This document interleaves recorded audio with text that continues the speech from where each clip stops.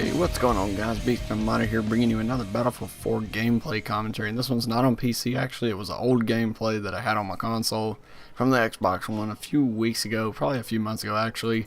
I think I was playing with Blob and we were just playing some team deathmatch, I think. But it was a pretty good time, and I actually went back and played some Battlefield 4 earlier today.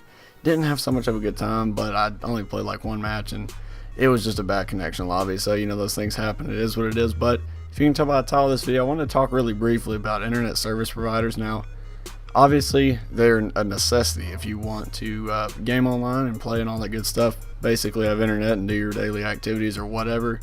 Now, I recently discovered this because I'm with Comcast, and we have a pretty high-speed internet. It is about 60 download and roughly anywhere from 10 to 12 upload. I'll actually put it on the screen right now. Those are the speed tests. So it's a pretty good connection. It's better than the average connection, so that's good. And it's good for a YouTuber like myself. You know, connection is key, especially when you need to upload videos that are of a larger file or just to get uploads quick. It's very useful, and you know, I really like having this great internet. But as of recent, they have been telling us that there is a cap on our bandwidth allowance per month. So, for example, we're only allowed to have about 300 gigs, whether that's upload or download, as far as what they've told me, per month. Now, as a YouTuber, as a person who watches YouTube, and I have occasionally watched Netflix, I watch some movies on there, that's really difficult. Now, what I mean by difficult is I end up going over or getting close to going over 300 gigs per month just by myself. Now, that's pretty crazy.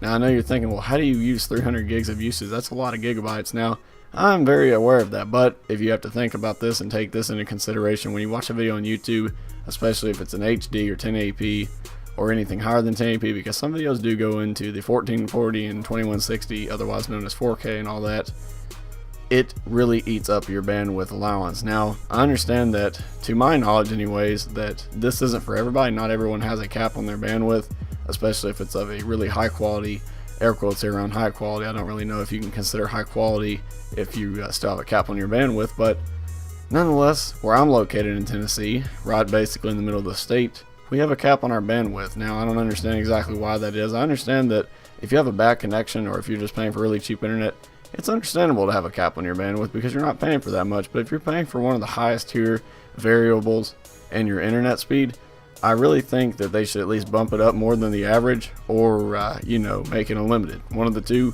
Something has to be done about this, but I just want to bring this to your guys' attention. Let me know what you think down in the comment section below about this, if you have a cap on your bandwidth as well, because I'm actually really curious. I just recently found this out when they contacted us about the you know, the bill and stuff. The bill is a little bit more. It's about 20 extra. You go $10 extra per 100 gigs you go over, so that is unfortunate, and it is quite annoying, and you get a little bit more of a higher bill than you would normally expect, which is unfortunate, honestly. I can only imagine the people that have no clue what's going on when their bill's just going up 20 extra a month. Now, I know a lot of people would think, well, 20, it's nothing, you know, $20, not a big deal, you know, that's gas money, really.